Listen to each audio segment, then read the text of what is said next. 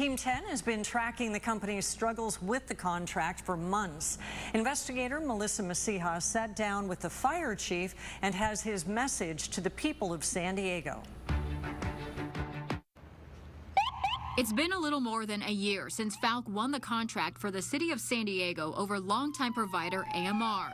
There were promises of better service, commitments clearly stated in early 2021. Gone through this entire process, we built this plan together to commit those resources. One of our critical path items is to make sure that we have the staffing level day one. A positive outlook from San Diego Fire in previous interviews. Yes, I remain optimistic. But the tone now changed. Chief Colin Stoll spoke with me at headquarters about Falck's progress or lack thereof. Are we still optimistic about the contract? I'm not optimistic that in the near future they're going to be able to have the number of paramedics and EMT in the workforce to be able to staff the amount of hours that are in alignment with the contract. Falck is required in its contract to provide 1,008 unit hours per day. That's the number of hours ambulances are scheduled. I've been tracking public records. Although the company promised a big increase compared to its predecessor, in the last quarter, July through September, Falck only met unit hour requirements 10 days in those 3 months. Specifically, the contract requires 900 paramedic hours. Since it took over, Falck has never met that requirement. Our patience has worn out now.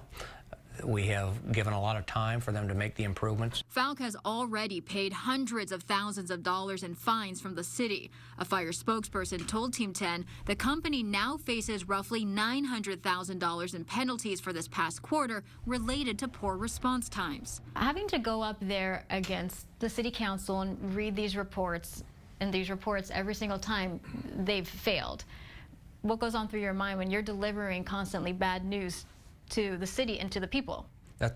That's difficult for me, for sure. For me to have to now continue to go back to council and say they're not living up to their promise also has my name next to that. Stoll acknowledged the challenges of the pandemic, something Falck's managing director told Team 10 in September was a huge factor. I don't think anyone really could have anticipated the number of paramedics and EMTs that would leave the workforce nationally. Managing Director Jeff Boehm has also said hospital delays have affected response times, but the chief said excuses are getting old. So what happens next? In January, the chief plans to make recommendations or amendments to the contract. He wants to be able to get approval to take it to City Council in February and hopes they can start making changes immediately after that.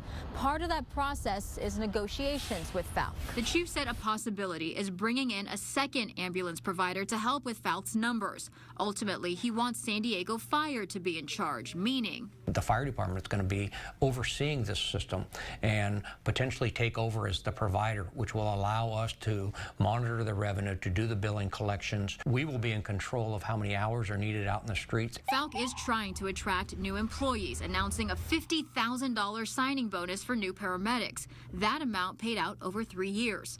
A company spokesperson said it's one of the largest bonuses out there, demonstrating they're serious about hiring more paramedics in the city. Do people in San Diego need to be worried about the services being offered or provided here? On a regular basis, no. That we're still responding to all of these emergencies, but really what we should be concerned about is that we're not seeing the promises made in this contract and the enhancements of what we wanted in this system. Melissa Masiha, Team 10.